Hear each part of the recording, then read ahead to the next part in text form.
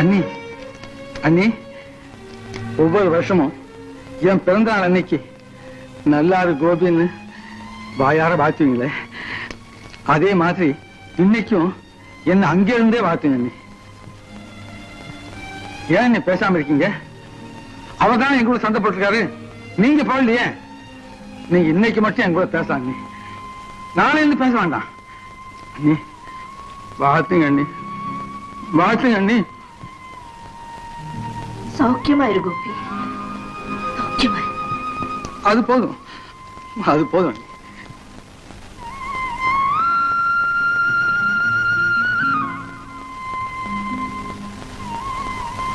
ரொம்ப சந்தோஷம். அவர் என் கூட பேச வேண்டாம், என் முகத்தை கூட அவர் பார்க்க வேண்டாம். இன்னைக்கு என் பிறந்த நாள், நான் இங்க இருந்தே